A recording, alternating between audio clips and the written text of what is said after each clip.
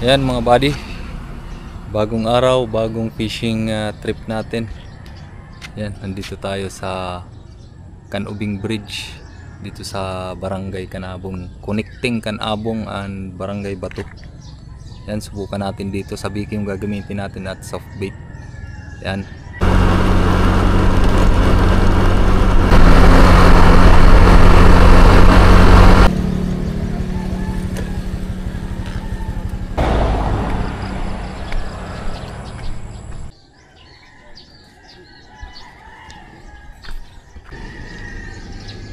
Yan, nandito na tayo mga buddy sa spot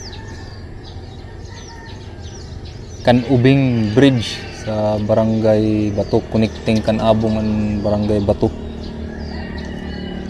Meron ditong nag-fishing handline. Yan, marami na silang huli. Pero fresh bait yung pamain nila. Try tayo kung meron tayong mayari. Sa biki yung gagamitin natin.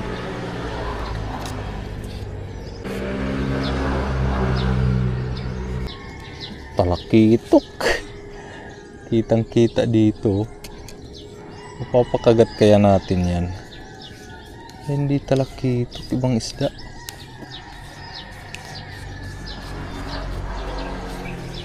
Tapos meron din tayong soft bait. Tapos yung sit up natin ngayon, yung gamit nating reel, yung 2000 na 500 na nasi. Tapos yung rod natin Shakespeare China made. Ito yung ginagamit na rod ng baby ko, si Bibi Ray Ray. Ito yung pinili natin kasi dito sa spot, pag bababa ka dun sa ilalim, tatama yung rod mo pag magkakast ka sa likuran, dyan sa wall ng yan, dyan sa seawall tatama. Possible sumabit at mabali yung rod mo.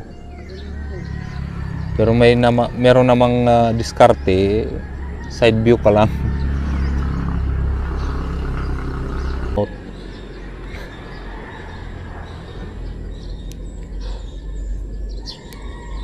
Try.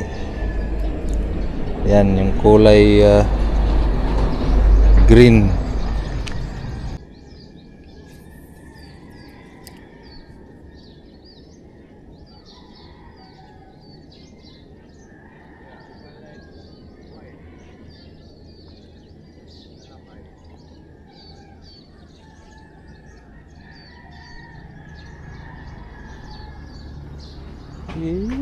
Hinahabol. Banak yung humahabol.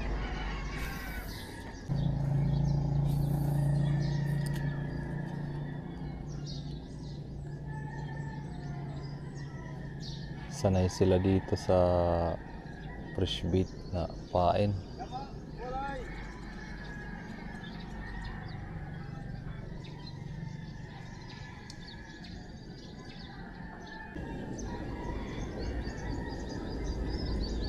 Yun, may isda. Lapit ka dito. Yun, na-attract sa soft bait.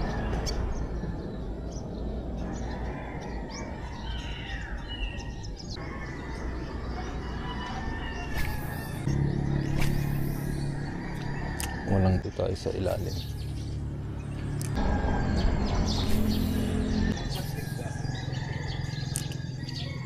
Buti hindi napalakas yung cast natin dito mama sa taas ng tulay.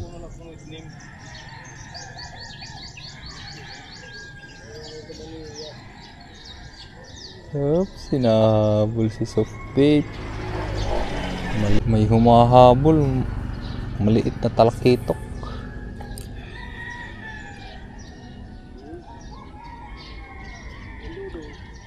Masyadong maliit. Hindi niya siguro kayang kainin yung soft bait natin.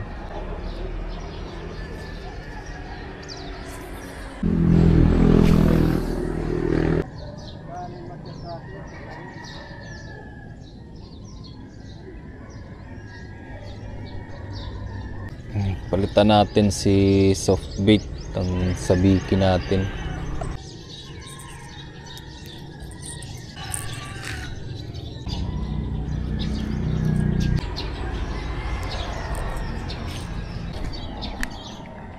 So ayan, sabiki, dalawa lang yung hook.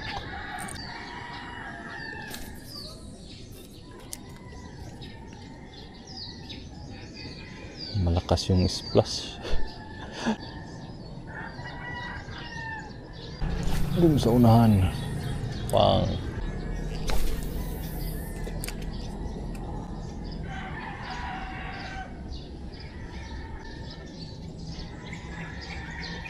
Walang mahabol sa sabiki. Dito na tayo sa silong ng tulay. Patagilid lang yung cast natin. Baka sumabit. Ang lakas ng splash.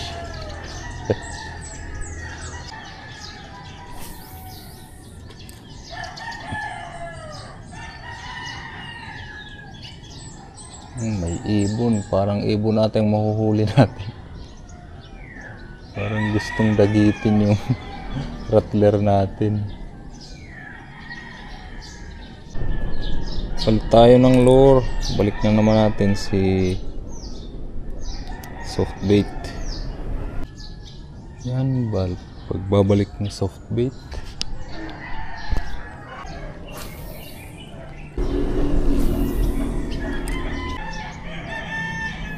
Oops, oops, oops.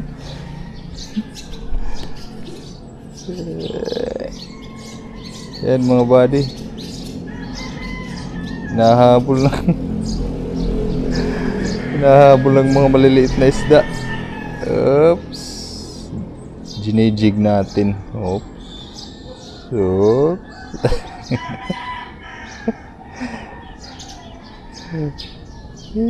Nako. Sus, ibusla. Munti ka nang ma-shoot dyan sa kable ng internet.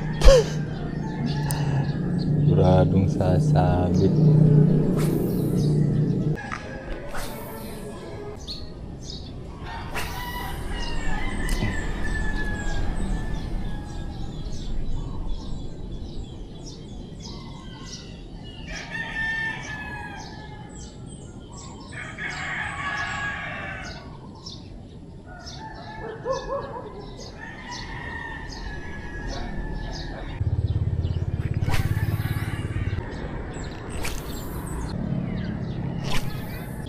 Tayo sa harapan.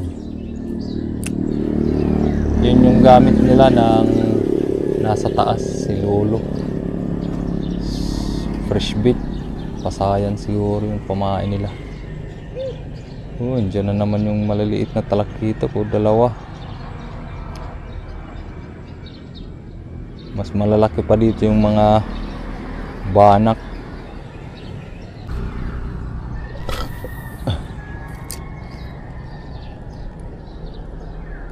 Yan mga buddy, last cast.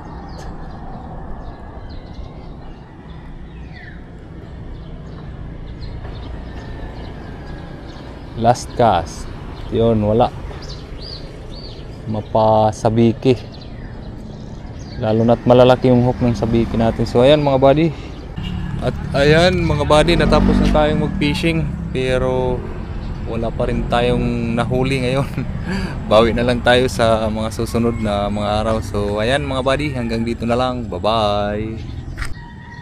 Yan, may nagpi-fishing din yung sinasabi ko kanina na fresh bait yung pamain nila. Puntahan natin, makimarites tayo kung ano yung nahuhuli ni tatay. Puntahan natin sa taas. Yan ang time check, 6:30 na. Taas na yung araw. Mainit na.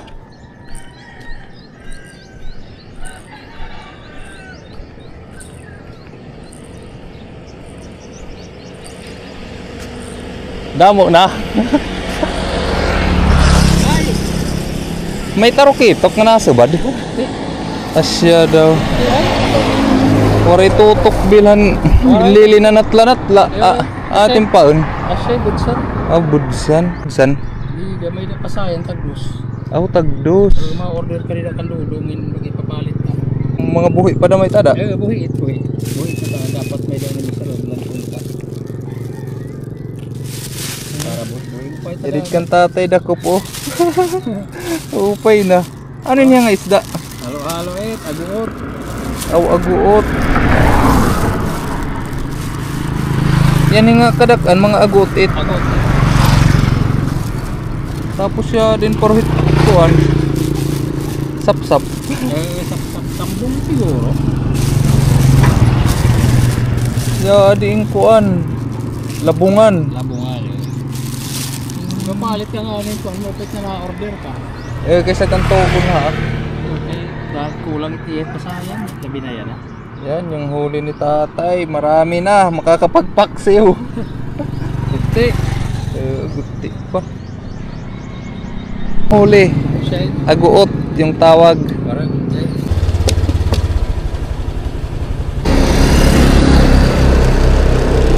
Yan mga buddy. Uwi tayo. Maliliit na talakitok yung mga nahuhuli nila. Talagang hindi magi-strike sa lure natin.